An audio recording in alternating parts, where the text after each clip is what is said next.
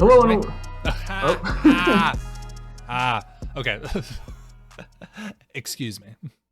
Hello and welcome to Gutshot, home of the hottest takes for Magic the Gathering. I'm Will, and joining me as always is Frederick. Oh, okay.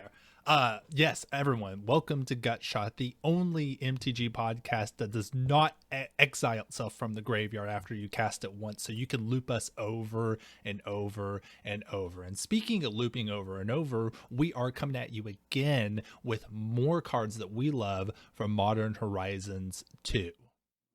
Yes, we are milking this content cow. Expect MoHo spoilers, expect deck techs, expect you will be bored of it so quickly, but we will never be. So today we're talking about the MoHo cards that didn't quite make our initial top 10 each. This is just another 10 cards from each of us that we are excited about for Modern Horizons 2. A little bit of Limited, a little bit of Modern, a little bit of Commander. We're just excited to talk about Modern Horizons 2 cards. Will, how are you feeling today? I'm feeling good. I'm super excited about this. And one thing that I think is great about what we're doing here is we're not just listing the best cards. You know, like it's not just here's what we think is going to be the most impactful. You're getting this through the the flavor of the Gutshot boys, so to speak. You know, like I know that I favor a lot of aggressive strategy. I love red cards. You're definitely going to see that in my list, and I know that you have been maybe doing a little bit of brainstorming, a little brewing with things. So we're going to see what you've been thinking about, and we're going to see what cards really appeal to the both of us as opposed to what is just the best thing. Yes, but before that, we have one card that I particularly would like to talk about, and you can just edit this in here because I just thought of this. Fey Offering is 2 in the green for enchantment. At the beginning of each end step, if a viewer would like, that viewer instead likes, comments, and subscribes to this episode of Gutshot. Yes, please do all of that. I think that this card is an automatic 4 of in any deck that you're playing, and we would love it if you would do all the social things to share us and talk to us in the comments and tweet at us, and everything that Fred said I think would make us very, very happy. Well, let's just get right into it, Fred. I know that we're super excited about this, and I think am I starting off? Is this my card? I think it yes. is. Okay, yes. Unmarked Grave. This was spoiled pretty early, so we've been able to think about this card for quite a bit. 2 mana, 1 generic and a black, sorcery, rare. Search your library for a non-legendary card and put that card into your graveyard. Then shuffle. I don't think we have to explain why Entomb is such a great card. 1 mana, search your library for 1 card of any kind and put it into your graveyard. Most of the time people are using Entomb to get reanimation targets, and that's exactly what's going to happen here. Now, 1 mana to 2 mana is a big jump, but it is just 2 mana. This is a great rate on just being able to immediately put whatever you want to reanimate into your graveyard. Now, the big thing here is non-legendary. If you look at traditional reanimation style decks, the reanimation targets are usually legendary. So this is actually much more limiting than you think. But there are a lot of non-legendary things that are worth getting. And I think we're going to talk about 1 or 2 in this list as well, that are worth getting. So I think I mentioned this in the previous episode, but like regardless of whether it's good or not, people love this strategy, and this is powering up that strategy. So regardless of whether it's the best thing or something that you ought to be doing in Modern, people are going to be doing this regardless. So I do think this is going to see play because people just love breaking these strategies in half. Do you think that this has the power to show up in Modern, Fred? Personally, I don't. I think when you're talking about getting up to 2 mana, you'd just rather be dredging and hoping to hit what you're going to hit in your yard. I think the purpose of Entomb is that it's 1 mana, and then the Reanimator spell you cast is 2 mana. This messes that whole thing up, and I think you'd rather just be like dredging Life in the Loam, dredging Young Thug, dredging Stinkweed Imp, and just eventually being guaranteed to hit that card, because there's, not that many different cards in your deck. Yeah, that's a great point. Yeah. Oh, jumping from 1 mana to 2 mana, especially in a very lean and efficient format such as modern, you're right. Even that 1 mana jump and the limit of non-legendary does put a lot of damper on the power of this card. But I mean, when I go to like Friday night modern, or the weekend tournaments, I would not be surprised if I see some people trying to break this card. So we just have to, if you're trying to do anything reanimation in modern, we have to remember that this card exists. But Yeah, and in a post faithless looting world, it is infinitely harder to get cards into your yard. So maybe. yeah, but we also, I mean, modern has all of the drudge cards you could ever want. So Yeah. maybe look at that too. So that being said, let's move on to your first card. And yeah, so this was the last incarnation to be spoiled, right? Yeah, and I was worried that because of that, it was going to end up being bad. But it's actually quite good in my opinion. So I've been brewing a Teamer Cascade deck, right? All the best suspend spells, and then Bloodbraid Elf and Shardless Agent. But that deck needs a way to not instantly fold to Baby Teferi, because Baby Teferi shuts you off from cascading. So I was trying to decide on a good answer, and I think I've landed on Fury, because he can kill Teferi, but he can also, like, if you're against an aggro deck that has a couple creatures out, he can split that damage between them and potentially kill both of them. And that Evoke kind of sucks, like you're going to be going down in card advantage, but this card feels pretty good to hard cast too. You know, it's 5 mana, which is a lot, but it's a 3/3 double strike, and when it comes in, it deals 4 damage divided as you choose among any number of target creatures or planeswalkers. So a lot of versatility there, to where you don't mind hard casting it, but it also kills the Teferi right when the Teferi comes down. So you can, like on that turn, immediately play a Shardless Agent and sort of get back the card advantage that you lost from evoking this. So I think this card has a lot of potential in that very specific scenario, and I'm excited to play with it. Oh yeah. This like you said, you made this point a lot in the previous episode, but I think it still holds true with this. The evoke is gravy. Like these are good cards if you just play them fairly. And if you're building with them, which it seems like you are, it's better to think of these as what they are, with the extra part of being able to evoke it in like a crisis or something like that. And you're absolutely right. It is a little below par in terms of its stats, but you have to remember you get that enters the battlefield trigger, regardless of whether you evoke it or just cast it. And yeah, this is just a good card when it's on the field. So I want the red one to be the most broken one. That's just kind of the way that I want to play Magic. But I do think this is pretty much in line with what red should be able to do with a free spell, right? So yeah. I think it's exactly at the right power level, and I'm super excited to see this deck that you're brewing. I am too. Yeah, I think with these evoke elementals, green players are definitely down bad. They certainly got the short end of the stick. And I think with this set in general, but I'm fine with that. I'm branching out into other colors. So I'm happy to get to play with this. That must be so traumatic for you to have to play another color other than green. Yeah, it's awful. It's so much emotional labor. Speaking of emotional labor, this next card you're going to talk about does a lot of emotional labor for you. Sure, absolutely. So I was talking about Unmarked Grave, souping up reanimation strategies in modern. With that non-legendary clause. I think this is going to be the new hotness for trying to reanimate into modern, especially with Unmarked Grave. This is Sarah's Emissary. It's a 7 mana, 4 generic, and then 3 white creature angel. This is a mythic from the set. 7/7 flying. When it enters the battlefield, choose a card type. So you're thinking instants, sorceries, planeswalkers, creatures, lands. You and creatures you control have protection from the chosen card type. Now, think in modern, how many decks have very narrow win cons? If you're playing against like a lands deck like Valakut, think about just being able to give yourself protection from lands and those Valakut triggers. In fact, just hit creatures. That's pretty much game right there if they can't remove the emissary. If they're playing like a control deck and they plan on just like using like like animating Gideon and attacking you. You could just hit planeswalkers. Now this isn't going to hit every deck as a silver bullet, but it's pretty good. And even if it's like a deck that has multiple angles of attack, just turning one of those off is pretty big game, especially on a 7/7 flying.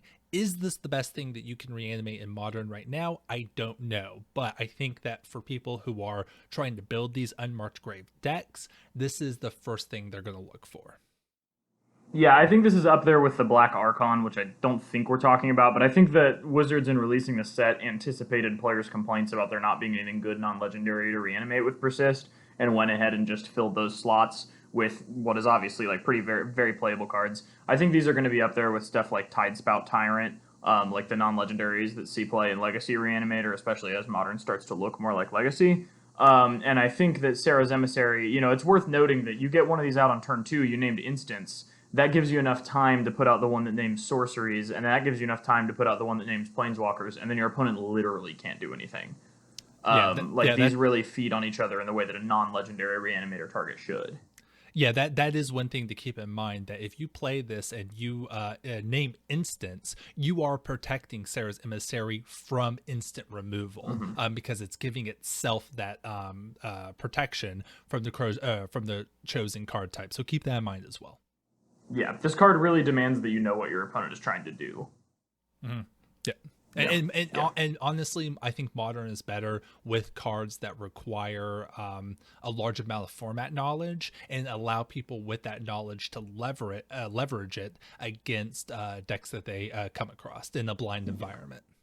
Yeah, and that's why I like seeing designs like this. I think this is a really cool design. White Mythic that's actually good. You know how every time there's a good white or an overcosted White Mythic, we say Dredge has a new toy? Yeah. Well, wait, that's Reanimator, not Dredge. Reanimator has a new toy. It's kind of the same thing. Well, I think you're right. Okay, let's talk about your next card. So this is one of the rare suspend cards. I gotta be honest, there's a lot of words on these cards, so I didn't read a single one of them. But you tell me. That's fair. You tell me what this one does. I didn't read this one either. This just looks like one of the weird wall hangings at my dad's house. So Inevitable Betrayal is a sorcery. It has no mana cost, and it has Suspend for 1 and double blue. Suspends for 3 turns. Search target opponent's library for a creature card and put that card onto the battlefield under your control. Then that player shuffles. So this is a retrain of a card whose name I haven't bothered to look up. I'm very excited for this because I'm going to play it in that Temur Cascade deck, along with the other 2 suspend cards that I consider worthy of playing there, which are Ancestral Visions and Crashing Footfalls. I think Inevitable Betrayal is just an auto-win in some matchups. Any decks like Goryo's decks that are trying to play Emrakul, basically allows you to cast Cascade Shardless Agent into Emrakul. Even just decks that are playing like Thrag Tusk, decks that are playing think of all the best decks in Modern, and there's a decent thing to get from each of them. Against Ponza, you can take Klothys. Against Blue-Red Blitz, you can get the bird that scries 2 when it comes in. There's always something really good to get off of this that's going to be above rate. So I'm going to be playing in the Cascade deck and trying to Cascade into it. On the face of it, in Limited, this card is also amazing. Like, you pay 3 mana on turn 3, and then if you can just survive to the turn that this pops off, you get to take whatever your opponent was planning to use as their bomb or their threat, which is really powerful. But yeah, in Modern, I think the best thing you can be doing with this card is cascading into it. Will, what are your thoughts? Oh, yeah, because you have to think you're also getting a huge mana savings on this as well. It's not like you're trading this one card in for another card, but you're also not paying for that card. And then you get all of that extra mana on that turn as well, which really swings the tempo of the game. So those are the hidden things you have to think about with this card. Yeah, I totally think just suspending this is good enough. I don't know what decks would actually actively want this as part of their deck if they're not doing what you're thinking about doing, cheating it in the play, but the power's there. I could see maybe like a more control skewing deck maybe just wanting to suspend this, or a deck like yours where if you can cascade into this very early and get something that costs like 5-6 mana or even like a reanimation target, that's pretty good game. So yeah, I'm curious to see how this plays out. Yeah, if that Persist Reanimator deck takes off, then this is going to be sauce against that. Yep. So speaking of cards that are sauce, you said you hate soy face cards, and then you just keep picking them for these lists. Tell us about Phantasmal Dreadmaw. It looks like Magic the Circle Jerking got a new toy. Look, we all know the Colossal Dreadmaw meme. It's pretty funny. I enjoy it myself. But yeah, so they decided to take Wizards decided to take the meme and do their own little like twist on it. Like, oh, look at us, look how clever we are. But this is pretty cool. Phantasmal Dreadmaw is 4 mana, 2 generic, 2 blue for a 6/6 creature dinosaur illusion. It has trample, and when this creature becomes the target of a spell or ability, sacrifice it. So it has that phantasmal clause on there, but a 6/6 trample for 4, that's pretty fun. And honestly, a lot of the kind of cheeky things they did with the set are kind of cringy in a way, not super into it. I think I mentioned multiple times that I really don't find the character with the super long name all that engaging, but this is, as someone who is very involved in like Magic commentary on Reddit, I do just really like this. Yeah, I see. This feels like the most of that to me, and I don't mind the cheeky cards. I think they're cute most of the time, but this seems like the peak of that. Because it's straight. The one thing they could do that would be more than that would be if they like made Crowstorm a black border card or something. I think the card's cool. I think it totally could have been a 3-drop and been fine. But I think this was a neat direction to take it. Their other options would have been like, a suspend Colossal Dreadmaw. They basically just needed to put a mechanic or something on a Colossal Dreadmaw. It could have been suspend. Could have been like, I don't know, Cascade. I don't know. But I like how they did this. It makes it a little more competitive. I'm going to be happy to take this in limited. Like, this is one of the better blue commons in limited. Because, in limited, typically, if you're going to be targeting something with a spell or ability, you're going to want to kill it anyway. But yeah, I think this is a cool card. I agree with you that it's neat. I did not. This is probably the last card I expected you to pick, though. Yeah, I'm just showing my true colors as a ret soy boy. But yeah, I was curious as to what you thought this was in a limited context, how good it was. Yeah, it is a little weird for blue to be getting a 6/6 trample for 4 mana. So that's a little out of character for blue, but it is here. And I think it just goes to show that like it's cringe unless you like it, then it's based, right? Yeah, basically. Maybe I should keep that in mind for future card evaluations. But so anyway, let's move on to your next card, and this is another card I haven't really paid attention to in the spoilers. So tell me why you're excited about this. Yeah, so this card probably isn't super great outside of Commander, but I just love that they are going back to investigate in white, and I hope this indicates a wider trend. This is Search the Premises. It's 3 and a white for an enchantment. Whenever a creature attacks you or a planeswalker you control, investigate, which means create a colorless clue artifact token with 2, sacrifice this artifact, draw a card. The applications of this are mostly like in Commander, you're going to just get a shitload of clues. In Limited, this is fine. Like over the course of the game, you're basically just going to have pay 2, draw a card for the rest of the game because your opponent has to attack you to win pretty much. But I think, basically if they made this cost any less, it would have been broken. And if they made this cost any more, it would be unplayable. But like 4 just feels like a weird cost for this. But I picked it because I'm glad that white is getting more investigate. I think that should be white's thing. And I think like, a way to make white better at card advantage is to move it more into this investigate space. I remember on our episode where we talked about ways that Wizards could improve white, you spoke about investigate quite a bit. So this seems right in line with what you were talking about in that episode, and it looks like Wizards agrees with you. Yeah, I'm what can I say? I'm very good at game design. Do you think that this sees competitive modern play, or is this like just a Commander plant? This is just a Commander card. I really don't think it sees competitive modern play. I'm willing to be wrong about it, but I just don't see where this. I don't see where you could be. I don't see where you would ever want this over many other things you could do for 4 mana. Yeah, in the modern format, absolutely. Yeah. No, this is great, and I'm glad that White's getting this, and hey, White gets a new toy. Yeah, absolutely. But actually, so you got this next one for us, and this one I am not excited about. I am scared of it. Yeah, I don't know how this one's going to play out. I love the flavor of it. I'm glad that it's fine. We're finally getting some real snow hate, so snow won't just be the default. But I'm curious as to what decks in Modern are going to be using this. This is Break the Ice. It is a 2 mana, 2 black, or 2 mana, and those are 2 black mana. Sorcery, destroy target land that is snow or could produce colorless mana. And then you can overload it for 6 mana for generic to black. So this is a pretty obvious callback to Sinkhole, which is a 2 mana spell that can destroy any land. This is targeted in the fact that it targets snow or things that could produce colorless mana. So that's going to be pretty much all of your utility lands. I'm thinking like Ghost Quarter or help me out. What other thing? Tron lands. Tron lands are the big one, but like it also gets all your other things that are utility lands that can make colorless mana. This will hit pain lands. Yeah. Yeah, if you're hitting pain lands. All of those, all that extra stuff. And then you can overload it. I don't know how much anybody's going to be overloading this. Maybe in like Commander, where you see a lot of those colorless producing utility lands, but for some deck is going to get a 2 mana Stone Rain, and also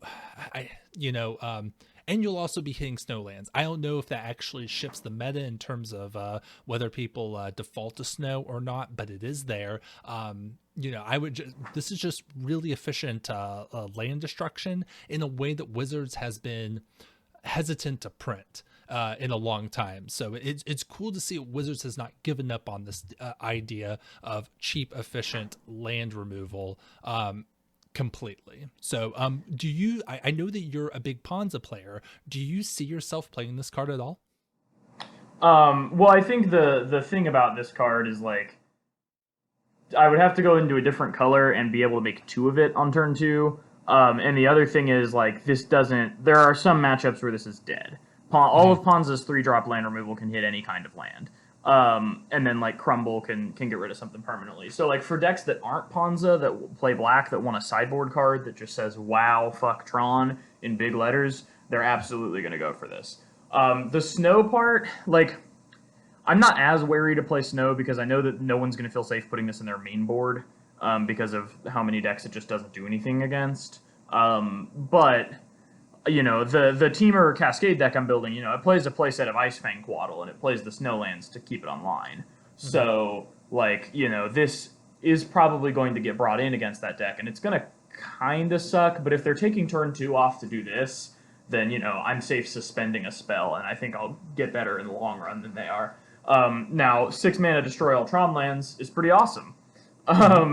Or just 2 mana Destroy a Tron Land, also pretty awesome, and it's good that, decks like Mono Black Devotion and Jund, decks that typically have difficulty against Tron, sort of have a new tool to deal with that. Because every deck should be able to deal with Tron.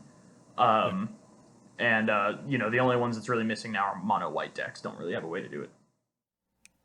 Sure, yeah. So, yeah, you're right. This is not slotting right into Ponza. They're not going to add black for this card. Yeah, so, I wonder if any, kind of mono black, maybe like Pox or maybe like 8-rack in a sense, will kind of look at this more as a main board card. But, this will definitely be more of a sideboard card, at least to begin with, and maybe we'll see a deck kind of adapt to be able to use this to great effect. But I guess that'll just...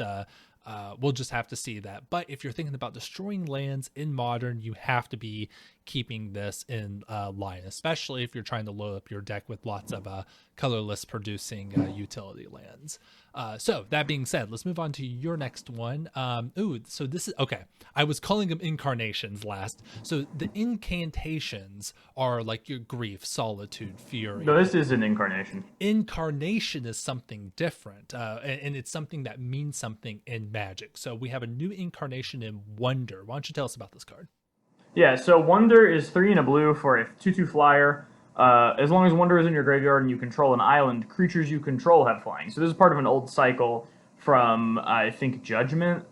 They all used to have the grave next to their name. And I've played this card in Commander before, and I honestly didn't expect Dredge to get such a hot toy in this set. Because like if you just put this in your graveyard, you don't have to do any work. This just goes in your graveyard. You don't need to reanimate it or anything, and all your shit has flying. And that's pretty strong. And that's like the number one place that I see this seeing play. You know, I can't think of any other decks that like are go wide but also want to just throw something into their graveyard to give stuff flying. But yeah, I think Wonder is a pretty great toy for Dredge. Does it make up for the loss of Faithless Looting and Golgari Grave Troll? Probably not, but they're definitely going. They'd be silly not to play this. You know, late in the game, like if you're against some tribal deck or some other deck that cares about their board state, and you just like give your 2 Oxes and your 2 Amalgams flying, you just win the game.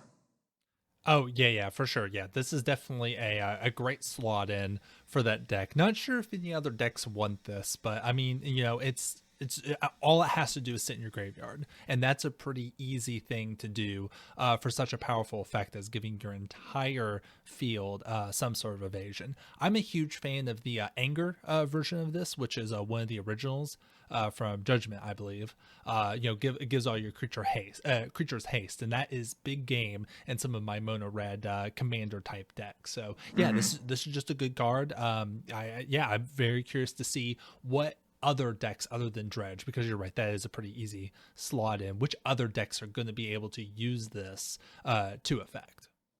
Yeah. Maybe Reanimator, but yeah, as of right now, I'm just saying this is a really cool toy for Dredge. Yeah, absolutely. Yeah.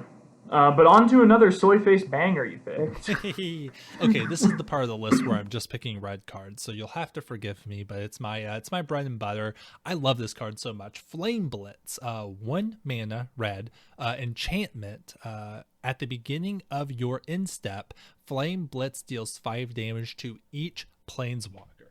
Wow, fuck planeswalkers, am I right? And then it has cycling for 2. So if you're not playing against planeswalkers, you can just cycle it for a very reasonable cycling cost. Yeah, this card is hard to make sense of. It's obviously very powerful. It's obviously the best thing you can do to kill planeswalkers in red if you're not playing them. I don't think Burn sideboards this card, but I can totally see Jund boarding out Lilies for these if it's against a deck that has other planeswalkers. The deck I'm playing right now plays some Garruk Wildspeaker, but he usually does what he needs to do the turn he comes in, so I'm not as scared of him getting killed. And, the deck I'm brewing plays a couple Jace the Mind Sculptor, but, I can just board them out if I know my opponent's boarding in Flame Blitz and it doesn't kill my game plan too much. But, yeah, this card is obviously pushed for dealing with Planeswalkers, and I guess they just see this as, broken, if a broken Super Friends deck pops up, or just, for dealing with, Narset and stuff before they become a big issue. This is really good. The only thing I wish this did was deal with the giant walkers that Tron plays. Old Karn and Ugin, but, not every card can do everything, and this certainly does a lot. I could absolutely see this seeing expansive sideboard play in Modern. Oh yeah, and that's where I think its home is sideboard play in Modern. Yeah, maybe not Burn would want this, but just maybe just kind of mid-range decks that want more game against Planeswalker control. Just one thing they can just play, and then if they know they're going to be facing an onslaught of Planeswalkers, then yeah, this slots in pretty well. And for those commander decks that are weak against those Super Friends type commander decks, they can also put that in there. And yeah, I do think this would do work in commander as well. Definitely something I'm going to keep in mind for commander decks, especially with that cycling cost. And one more thing I love about this is that, do you remember a couple of years ago, I think it was one of the commander sets had it had a cycle of curses, and they all had this one guy with the super stylized undercut and the beard, and all this bad stuff was happening to him. He has returned, and he's right here getting blasted. Yeah. Let me just say, he looks like he owns a microbrewery, so I think he deserves it. Okay, I think we can all get behind that. Yeah, I don't know. I like the cards sort of focused around it. I like callback cards. I like the silly face cards. I like the cards that just make players go, "Oh, I remember that," and I like it. And this card makes me remember that, and I like it. So yeah, exactly. I'm all about Flame Blitz. Yeah, just like phantasmal dreadmaw for me. So Yeah. that being said, okay, I was wondering if we were going to talk about this. So we're getting more planeswalkers with this set, and this is a super old, like all the way back to like Magic's. Excuse me, Magic's first couple of sets. We're getting Dakon as a planeswalker. Tell us why you like this card. I think this card is just really strong. I'm not particularly a fan of it, but in terms of cards that are going to affect Modern and maybe Legacy, I honestly think this card is up there. Okay. So Dakon Shadow Slayer sort of treads the path of the original Dakon in that it comes in with loyalty equal to the number of lands you control. Now it's cost a white, a blue, and a black. It comes in with loyalty equal to the number of lands you control. +1 Surveil 2, -3 exile target creature. -6 you may put an artifact card from your hand or graveyard onto the battlefield. So this is kind of like an X spell, except you don't actually have to spend all the mana on it. You only have to spend 3 of the mana. This is a reanimator spell that kind of costs 6, but you get to leave up 3 to protect something if you just want to do the -6 to either reanimate or show and tell.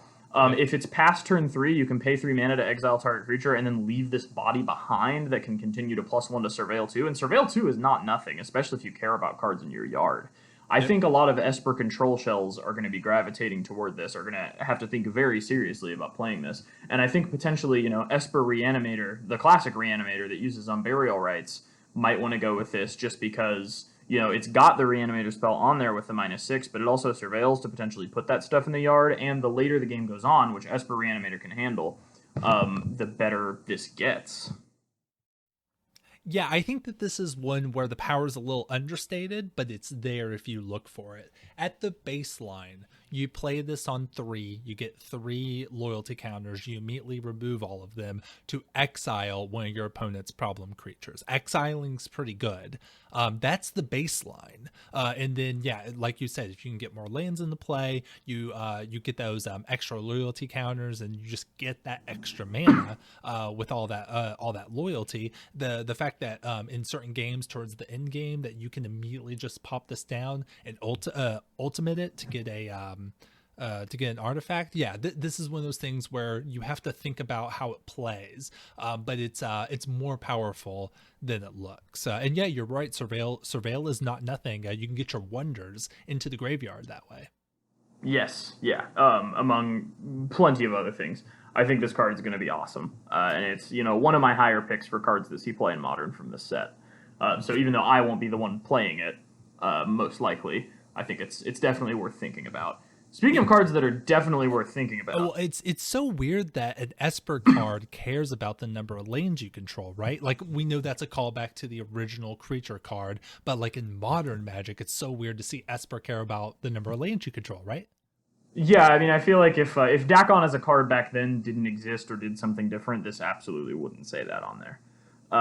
Because this is not an Esper thing. But I think it's fine to bend the color pie for important callbacks like that. Yeah, another important callback, Richard Kane Ferguson is coming back to do the art for this, and I know that he's an artist that didn't do Magic. He was there in the early days, didn't do Magic for a super long time, and just recently started doing these kind of callback pieces to Dakon. I know he did the art for Black Blade Reforged, which is the sword you see on the art there. So super cool that they're doing callbacks in multiple ways with this card. Yeah, I was actually just looking up. I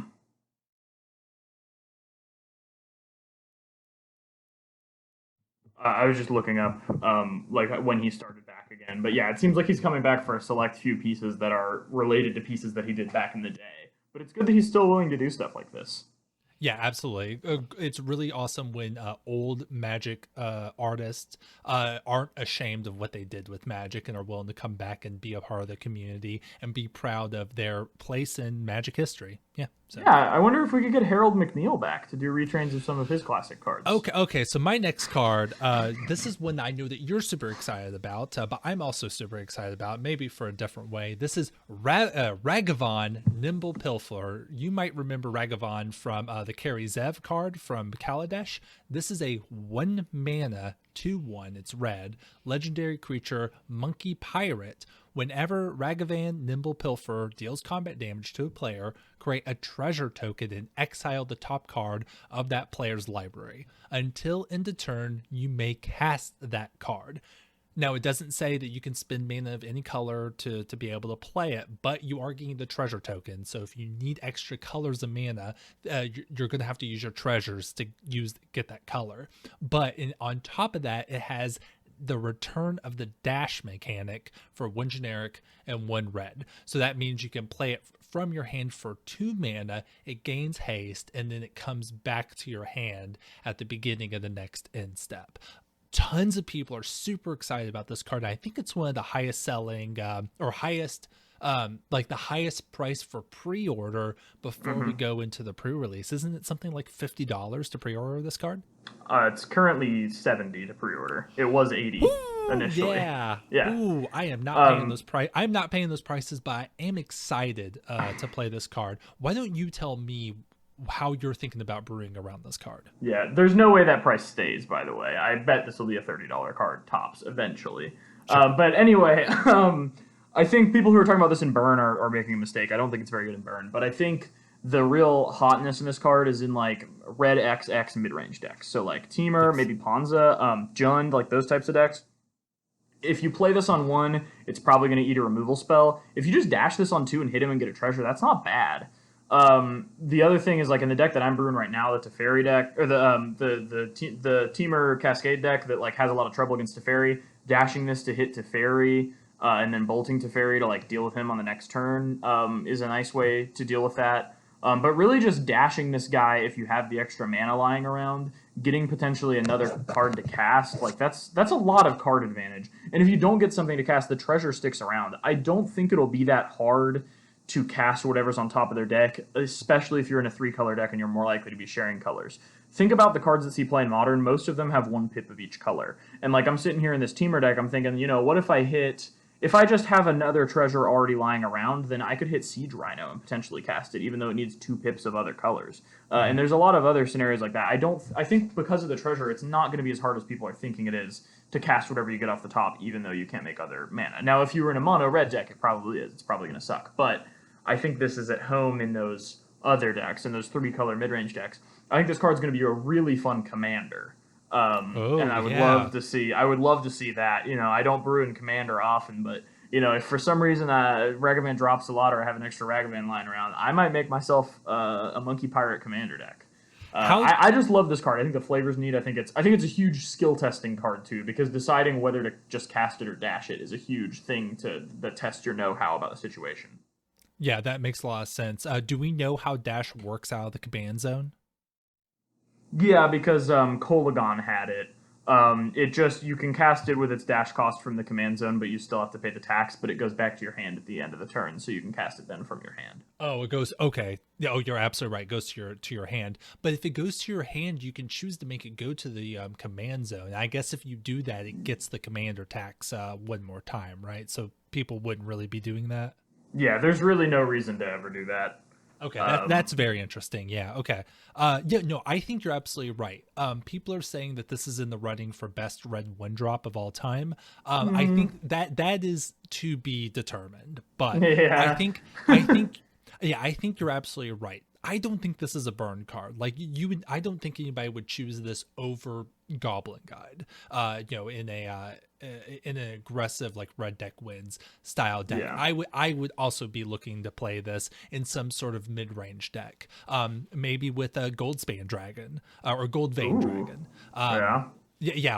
That's definitely a card I would be looking to pair with this card. But yeah, I love what you said about this being a skill testing card. I really do think it is. And the fact that it draws cards, the fact that you can dash it, the fact that you can just play it as a aggressive 2-power creature on the first turn and start ramping. If your opponent can't easily deal with that. Yeah, I don't think this is going to keep the pre-order price, but I do think this is going to be a card that people are super going to be trying to make work. And I think a shell, like you said, is the exact correct place for it to be. I won't be putting these in my burn deck, though. Okay, that's probably a good call. Will you be putting it in Winota, EDH? Yeah, I think that. Well, I'm not. I have to see where prices go, but yes, this is definitely a card I want for that deck. Yeah. Prices, I don't think this will end up being the most expensive. I think it'll be one of the Evoke Elementals or just some mythic no one predicted. Sure. But Yeah. yeah. But either way, I've picked a bit of a weird card next, and this kind of gives away my predisposition toward just seeing mechanics from different planes like kind of connected together in a fun way. That's what I like so much about the Modern Horizons sets and like Time Spiral and like those kinds of sets and like where we just get weird stuff and weird callbacks. This is Parcel Mirror. It's 1 and a blue for a 2/1 artifact creature clue mirror. So it has the clue ability of pay 2 and sack it to draw a card. Very interesting. Decent 2-drop for limited. That clue ability is cool. The artifact kind of decks and limited are going to want this. This obviously doesn't see modern play. I don't think this would even see standard play. But the limited format, like having like a 2-mana 2/1 that has the clue ability, I think is really clever. I think it's good that they put the clue subtype on a creature, kind of like they did with the food subtype in Eldraine. And I think just when they do stuff like that, it's neat. Yeah, you're a real clue connoisseur, aren't you? I am. I'm blues for the clues. You know what I'm saying? That doesn't make any sense. Now, some of these where they do these really clever like mashups and do things like this, some of them are a little cringy, but like this is good. I like the way they did this. It makes sense thematically with the parcel mirror, being something that's carrying something around. This is one of the better kind of cheeky designs that they've done. And just like clues are good. We know through having clues in standard that like clues are just good gameplay. People love them. They play very well, and it just makes a lot of sense to put this on a creature. Ginger Brute is a card that's very close to my heart, and it's another one of these types of designs like you were talking about in Throne of Eldraine. So I love this card. This is that kind of cheeky kind of look how clever we are that we made this, that comes off very well. Yeah, I think anything that adds decisions to a game is good, and clues do that. So I definitely like any card that makes clues. And to return to Mirrodin, which I love. And this is like, I won't say old Mirrodin, but this is like it even references the Mirrodin resistance in there. Mm-hmm. So if this is current new Phyrexia, it's good to know that there is still hope for old Mirrodin still there, even though I do love new Phyrexia. Yeah, here's how Bernie can still win in 2021. Yep. Yeah. So you've got an interesting card coming up, and this seems like a flavor card for you that you enjoy. It is, yeah. One of my main loves in Magic, ever since I started back in original Mirrodin, has been coin flip cards. Fiery Gambit has always been a card, again, close to my heart for as long as I've been playing. And Modern Horizons 2 has a small coin flip sub-theme going on in the Izzet colors. And so there are a couple of cards. I chose one because I think this is the one that like can slot into a coin flip commander deck and is most likely to make the jump from just the limited format of Modern Horizons 2 into coin flip decks that people are actually playing. So this is Tavern Scoundrel. This is a common. It's 2 mana, 1 generic, 1 red for a 1/3 creature human rogue. Just as a stack ability, whenever you win a coin flip, create 2 treasure tokens. So that's just on all the time when this is in play. And then you can pay 1 generic, tap, and sacrifice another permanent to just flip a coin. You don't get anything for winning or losing other than like the synergy with his static ability. But if you were playing a deck that like wants to be flipping coins, regardless of the power of this card, like you just want this because then you're getting those treasure tokens on all of the other coin flips that you're doing. I just like that. It's cool that you can sacrifice the treasure that he's been making to try again to get even more coin flips because sacrificing the permanent is kind of the cost for losing, right? Because you don't get anything for losing the coin flip. flip. So I have a coin flip deck that I very much like, and I'm looking to slot this guy in. I also like how he is a callback to Tavern Swindler, which has been a card that has seen occasional play in like high life gain synergy decks. This is kind of in that same vein, but also just allows you to flip coins around him and still get those benefits. Yeah, I think that's the important thing that really elevates this card. My question, if you have Krark's Thumb out that lets you like redo your coin flips, and you have like 3 successful coin flips with that card that makes you flip 3 coins, or you have 1 successful and 2 unsuccessful, and then you Krark it and have 2 successful and 1 unsuccessful, do you get 6 treasure tokens or just 4? Like, do the flips you redid not trigger Tavern Scoundrel? No, because it's I don't know, I can't use I can't say what the actual rule is. But when you flip 2 coins, you ignore 1. So in terms of like other cards only see 1 coin flip. Because you're ignoring the other. In terms of the game rules, as soon as you make a choice between those 2 flips, the other one no longer exists. It never happened. Yeah, Tavern Scoundrel is only going to see the flip that you choose. Okay, good to know. That's true with everything else. Mm-hmm. Okay, yeah. I think that's interesting. I think this card, in that commander deck you have built, which, might have a new commander, although I'm surprised you didn't pick that card to talk about. Maybe you just don't like him very much. I don't like it that much. Oh, okay. Well, it's good to see that there's new toys for your pet commander deck.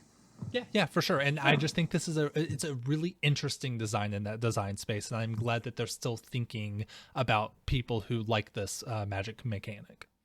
Yeah, it is good to see that. Now we just need more Noggle Tribal. Do you think they're not doing that anymore because it vaguely sounds like a racial slur? Say that one more time. Noggles. Oh, the donkey dudes. Yeah, the fact that we haven't, because we've done a number of different supplemental sets that have done callbacks to different things, and we haven't seen them once since like 2009. Yeah, I don't think they want to go back to that well. Okay. All right, let's move on to your. Sorry, you may have cut out a little bit there. Let's move on to your next card. Oh, yeah, I was super excited when I saw this. Don't know about its power level, but again, it's a cool callback. We are getting Living Weapon back with Batterbone. Tell us about this card. Yeah, so this is another callback to Batterskull. This is a lot safer than Batterskull, I think. I do wish it still had the ability to return itself to your hand. But Batterbone is just 2 mana, Living Weapon. Equipped creature gets +1/+1 and has Vigilance and Lifelink, and it equips for 5, which is very expensive. Probably could have been a little less and still been fine. But it's a 2 mana 1/1 Vigilance Lifelink, which is a fine couple of keywords. And then you can put it on other stuff later. That's pretty good in limited. Like, I would definitely be okay with playing this in limited. I'm not going to play this in modern because I have Batterskull, which if you're in the know, Batterskull does cost 2 mana. And so there's no real reason to play this over that. But it's a cool callback, and it's good in limited. And I like this art. I'm glad Living Weapon is back. We've seen it actually on like 4 cards in this set. It's not just one of those that's just coming back once so they can say that they included as many mechanics as possible. It seems like something they've put on multiple things. And if a Return to New Phyrexia is in our future, I hope to see some pushed Living Weapon cards in Standard. Yeah, that's true. Living Weapon does play pretty well. It allows equipment to be more playable than it normally would. So 1/1 vigilance and lifelink, even for 2 mana. Not that exciting. So cool callback. I'm sure this would be a great card for limited environments or maybe commander decks that just want as much equipment as possible and just love Living Weapon. So it's not just a dead card as soon as you play it. So definitely something to think about for those kinds of decks. Yeah. And this highlights the new creature type update, which I don't think we've talked about. A lot of cards that are thematically Phyrexian have been updated to have their creature type have the creature type Phyrexian in it, and that includes germ tokens from Living Weapon. So you can see on the screen the reminder text for Living Weapon now makes a 0/0 black Phyrexian germ creature token. So think about that. Yeah, Plague Engineer is going to hit this card particularly hard. So just think about that when you're playing this. Yeah, infect players. It's time for your every 3 months malding. Plague Engineer kills your whole deck now because all of the infect creatures you relied on are Phyrexian now. We're still paying for this in the scale up. Absolutely. But yeah, yeah, love Batterbone. So I have another card that is not a modern card, but is just a cool thing that they did. This one tickles me quite a bit. Jade Avenger. This is a 2 mana, 1 generic, 1 green, for a 2/2 frog samurai, and it has Bushido 2. Kamigawa, another set that's very dear to me, and we're finally getting the return of Bushido. And also, I love the art on this card. They didn't try to like Kamigawa it a little bit, even though he has the samurai outfit on. But this is literally just a frog wielding swords, wearing samurai armor. This is pretty cool. I like it too. It's also worth noting this card's very good and limited. Just Bushido 2 on a 2/2 for 2 is awesome because it's going to trade up pretty much forever. I love this flavor text. It's very cute and kind of ominous. Froggy Fighter at the gate, draw your sword and meet your fate. Traditional children's rhyme. Yeah. Yeah, this is a cool card. I like it. It's a little cheesy. It looks a little Hearthstone. It's a little bit cringe, but in a good way. I like it a lot. I'm a big fan of this one. I think if you didn't pick this one, this and Ragavan are the two that, like, if you didn't pick them, I would have. This is the one green card that I was like, yeah, okay, I'll talk about this one. I'm excited about this. And Yeah. actually on Gavin Verhey's YouTube, Good Morning Magic, he talks about this card for a little bit. A lot of old school Magic players might remember the card Chubtoad, which is a very funny card, had funny art. Chubtoad is just a funny name. But Chubtoad essentially had Bushido too.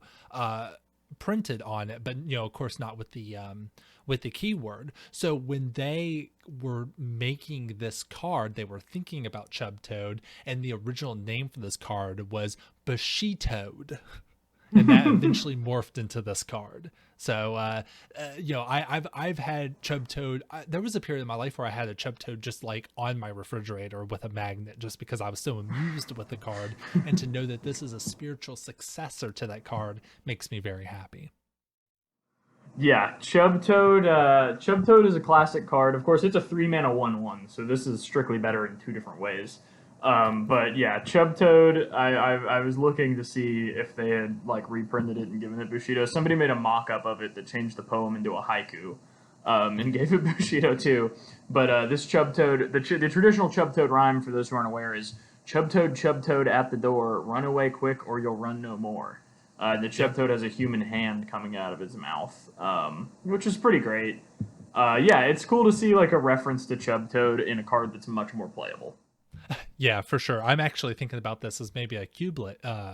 Oh a yeah, cubelet card just seems like a really good, just kind of baseline 2 mana card for that format. But oh okay. definitely. Yes. All right. So I guess we're in the green part of our list now.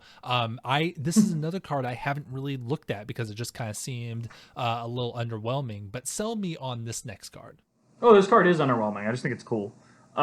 So I love, as I've mentioned before, the cards that just take two mechanics that have never been together in standard even, and just like put them together on one card. And Bannerhide Krishak is one of those. It's 3 and a green for a beast with trample, 4/4 at common. So 4/4 trample for 4 is not bad. It has reinforce 2 for 1 and a green, which is from one of the Lorwyn sets. It's discard this card, put 2+1/+1 counters on target creature, and that's instant speed. And then it's got Scavenge for 5 and double green. Exile this card from your yard, put a number of +1/+1 counters equal to this card's power on target creature. Scavenge only is a sorcery. Now this is the Golgari mechanic from the Return to Ravnica block. So this card has so many decisions on it for a common card, and this is the kind of thing you could only see in a Modern Horizons set. You can just play it as a 4/4 and then scavenge it later. You can reinforce it and then scavenge it later. There's so many different calls you have to make with this card. This has 2 different modes and then a flashback, basically. And I think this card's going to put in a lot of work. I think it's one of the best green cards in common in the limited format. This and building your draft deck around this and Jade Avenger, you're not going to be able to go wrong. That deck's going to be sweet, even if your deck is literally just lands and then those 2 cards. Oh, you have absolutely sold me on this card. You're absolutely right. This is very skill testing. Yeah, I can't see how this can be a bad card. I mean, maybe the numbers won't match up with the rest of what the decks are doing, but like, I mean, a 4/4 trample for 4, that's I mean, maybe just slightly below Ray, but it's not something you would laugh at in any sort of limited deck. And then you have all of those extra abilities on top of it, and yeah, you're right, the extra decisions. Yeah, so this is just a great limited card. It's cool that we can have sets like Modern Horizons 2 that can allow designs like this to exist and thrive, because you're right, this would be a little much for a standard set, I think, or definitely would not be a common or maybe even an uncommon card. So yeah, just really cool that we can have designs like this. Yeah, this is one of those, normally you see it on Mythics, but this is one of those commons that just makes you go, I'm not reading all that, I'm happy for you though, or sorry that happened. And this, yeah. I don't know, this card's just got a lot of text on it, but it's all good text, and if you learn it, you'll do good in this limited format, because this card is going to be a staple there. Yeah, it might be. This will be a big source of bad beat stories, I think. Yes, for sure. So, speaking of sources of bad beat stories, tell us about this next one. This is a card that I was very underwhelmed with when I first saw it, because I see Boros, so two of my favorite colors, legendary creature, human soldier. I'm like, okay, this is going to be something. But then I read the text, I was like, I don't know. This isn't splashy. It's not really getting me going. It's not making me want to build any decks.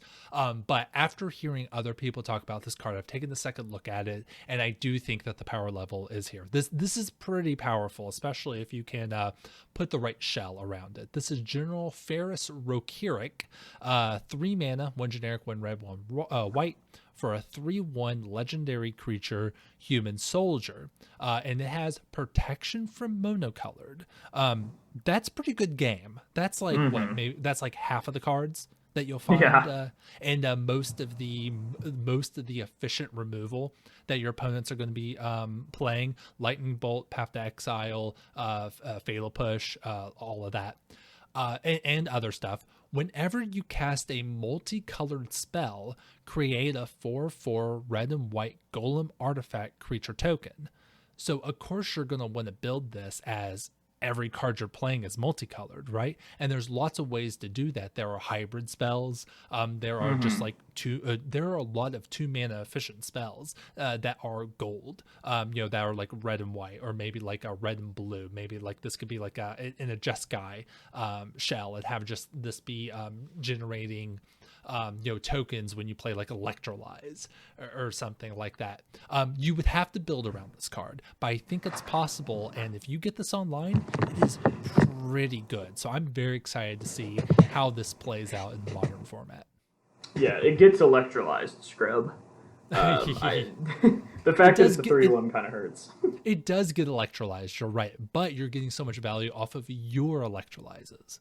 That's true. What I was actually thinking was just, not let this just sit there and gain value off of your multicolored cards, which realistically I think is the thing you want to do with this, but I was thinking go degenerate.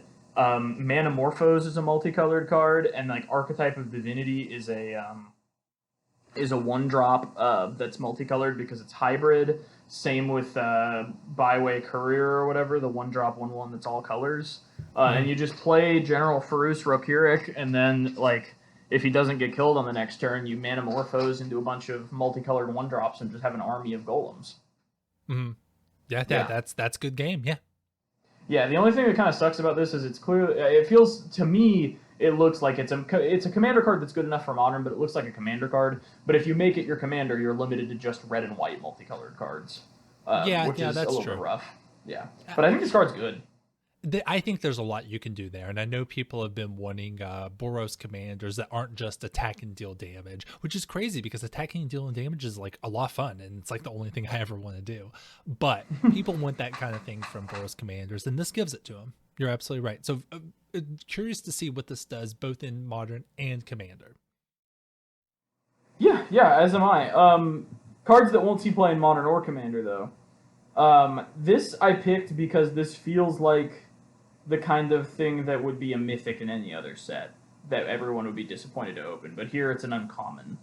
And this is where this type of effect belongs. It feels like there's a janky, unplayable white angel at rare or mythic like every block. And this feels like it would have been a mythic a couple years ago in a standard set. So this is Glorious Enforcer. It's 5 and double white for a 5/5 flying lifelink angel at uncommon. At the beginning of each combat, if you have more life than an opponent, Glorious Enforcer gains double strike until end of turn. So, double strike on top of the lifelink. Having more life than an opponent's not going to be that hard, especially if you've already hit with this once, and it's just going to close out the game really quick.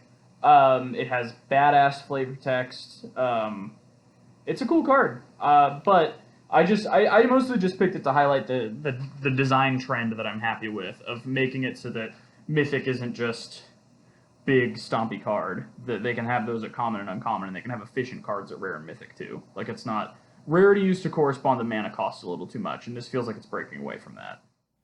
Oh yeah, absolutely. And remember that you just have to have more life than your opponent. That could just be one life. That's pretty easy. And for flying lifelink, double strike on a 5/5, that hits so incredibly hard, and you'll be gaining like 10 life off of it, like no matter what. That is incredible. Like, it is 7 mana and all that, but you're absolutely right. Yeah, this feels Mythic, but because of just the power level of the set, like we were talking about with the green common with Reinforce, we could just have designs like this and it be an appropriate power level for uncommon. So it's good that we have these sets that allow designs like this to exist. And I definitely do not want to see one of these on the other side of the field.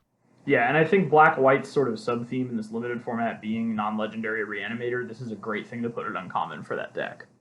Oh, yeah. Yeah. Reanimating this is going to feel great. But you've got a very Will card up next. Tell us about this new to modern reprint.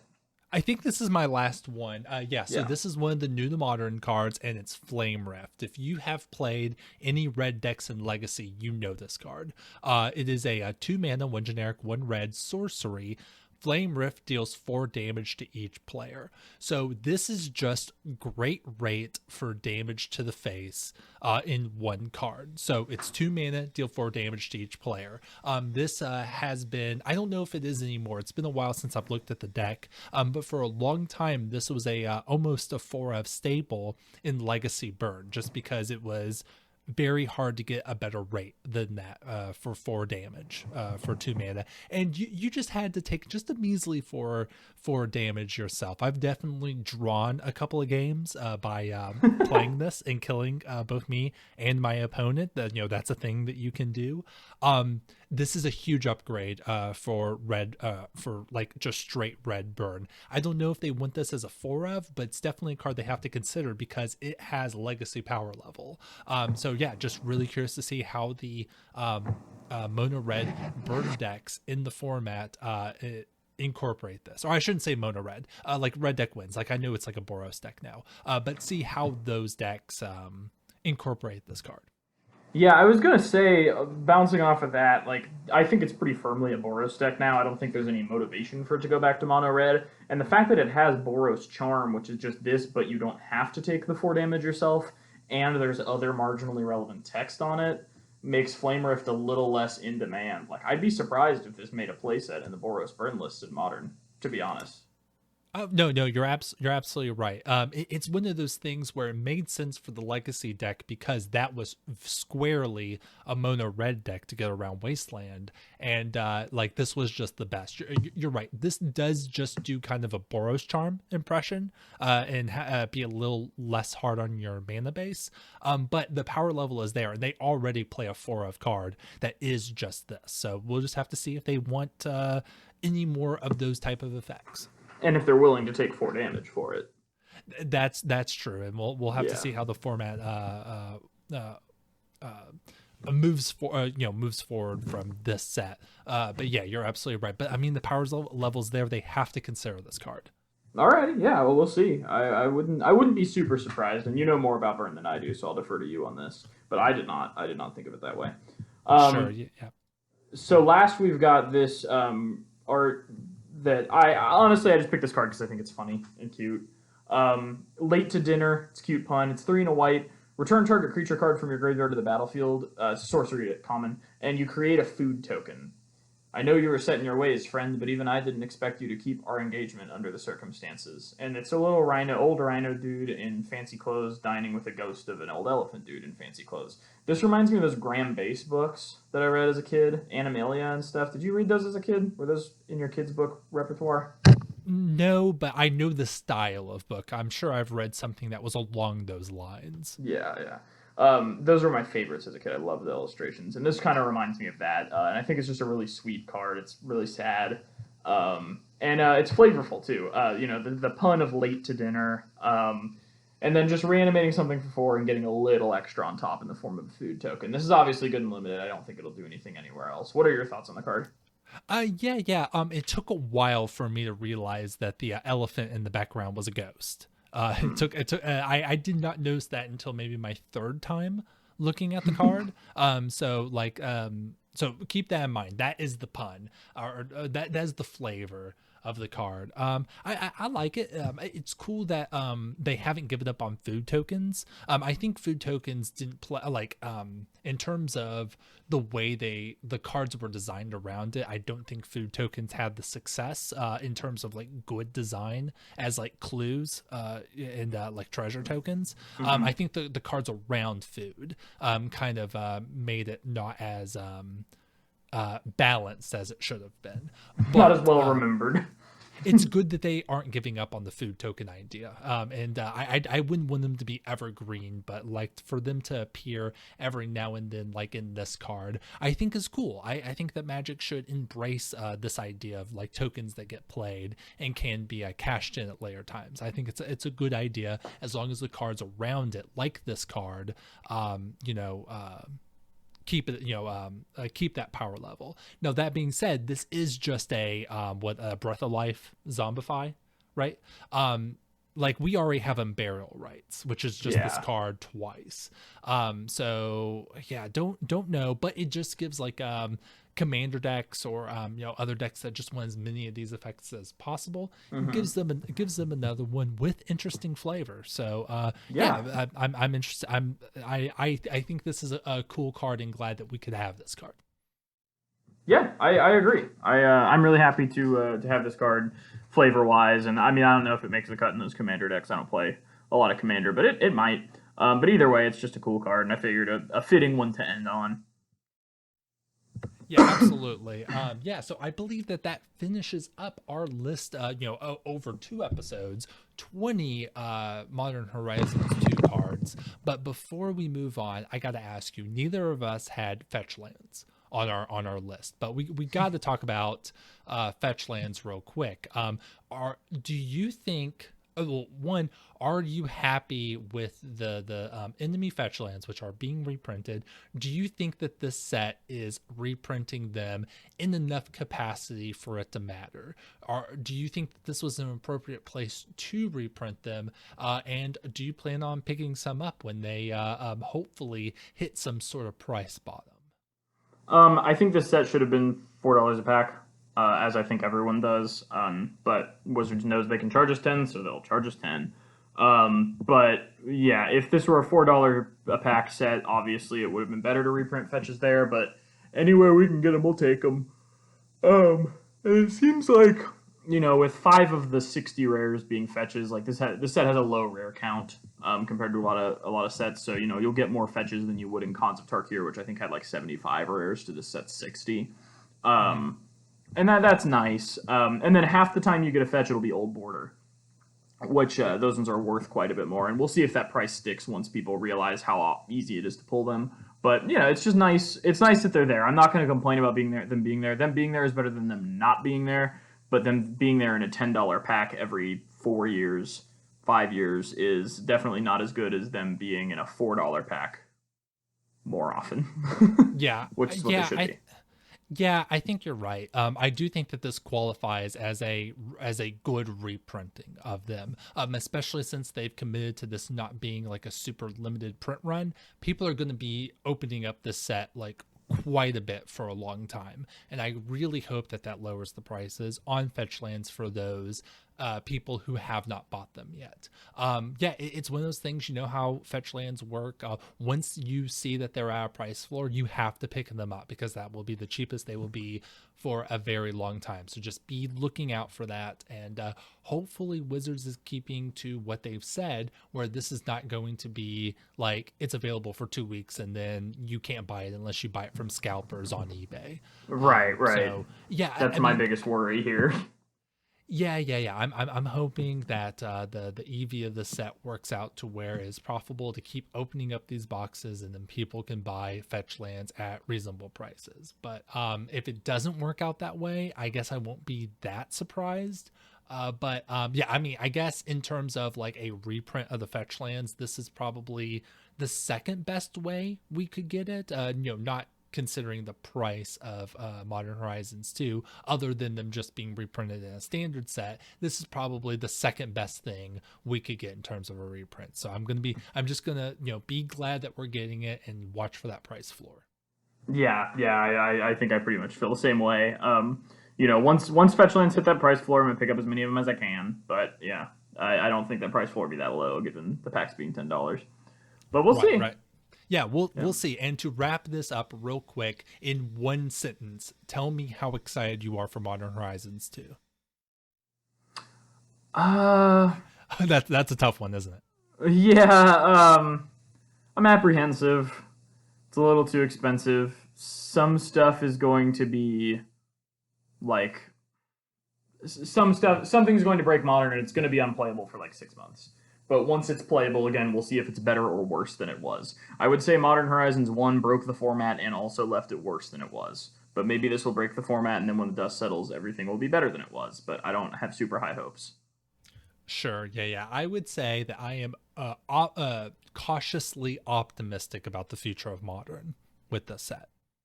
Okay. And we'll just have to see how things go. All right. Okay, so with that being said, how about we wrap this episode up and actually get to playing some Modern? I wish. I have to do some homework and then get my vaccine. Sure. Yeah. Give us an update on how your vaccine shot goes. I will.